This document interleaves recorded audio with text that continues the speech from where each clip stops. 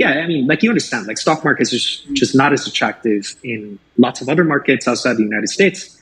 So you can invest in something, but generally it doesn't go up like what the S&P 500 goes up. And if you are making a strong directional bet, 33% of the stock market is basically Samsung. So you're betting all your eggs on just one company, which is very risky. So crypto being, not having those, like regulatory safeguards and, people haven't stepped in yet to try to curb in this industry. And in some sense, it's like fundamentally very difficult to do. Like you can't try to regulate Bitcoin, for instance, or try to make Bitcoin less successful just from the perspective of one smaller nation state. So, which is why a lot of people got very excited about the asset class and started to ape in at scale. And there's definitely some downsides of this. So like the 7-ship story and several different, horror stories are just indicative of speculative fervor that isn't really being shaped by, genuine interest in the asset class. It's more of, lack of interesting alternatives to invest in. Yeah, or some kind of desire to get rich quick or like treat it more like gambling. But then, so to go back to the earlier question about the new Korean president, like obviously, I mean, people in the US, where most of my audience is based, will know, obviously you have had run-ins with regulators here in the US, the SEC. But, Korea kind of has like gone back and forth in terms of how welcoming the regulation has been to crypto. So kind of what's your sense of like how this new president might affect the market there? So I think it's going to be a super positive development. And especially because the last administration, which was a little bit more analogous to the Democratic Party in the US, they were very strong-handed with crypto, and that bought a lot of ire from, as I said previously, a significant chunk of the population. So this incoming president ran on a platform to counter everything that the previous administration did. And one of the ways in which he did that was to cater to a very crypto-specific platform. So that essentially boils down to, 3 large promises. Number one, to deregulate crypto exchanges. This is going to be massive.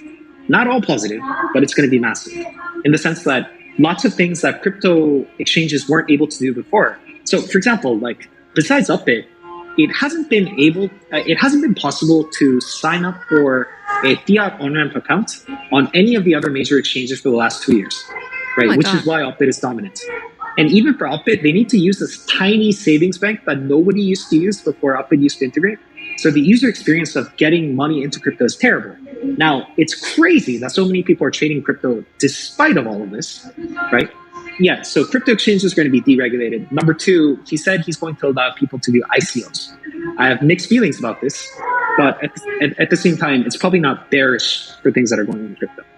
Number 3, to delay crypto taxes for at least another year. So at least 2 years off from now. Yeah, well, so when will this new president be inaugurated?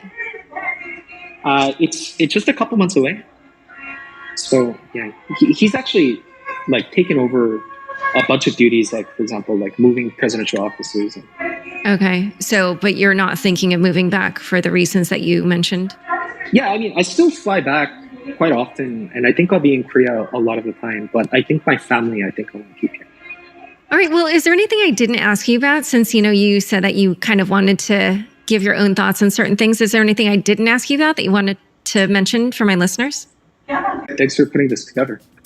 Oh, yeah. No, I really enjoyed it too. I'm really glad that we did the improv section of the interview. That was super fun. All right. Well, thank you so much for coming on Unchained. Thank you so much. Thanks so much for joining us today. To learn more about Doe, Terra, and all of the other stuff that we discussed on the show, check out the show notes for this episode. Unchained is produced by me, Laura Shin, with help from Anthony Yoon, Daniel Nuss, Mark Murdoch, Shashank, and CLK Transcription. Thanks for listening.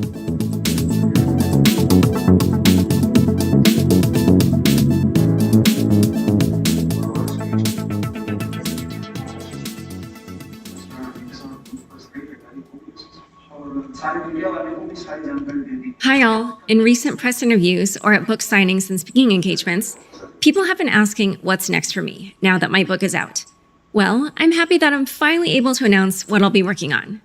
Today, Law and Crime, the leading live trial and true crime network, and I announced that we will be collaborating on an investigative podcast series that explores the case of Ilya Lichtenstein and Heather Morgan, the couple who have been accused of attempting to launder $4.5 billion worth of Bitcoin.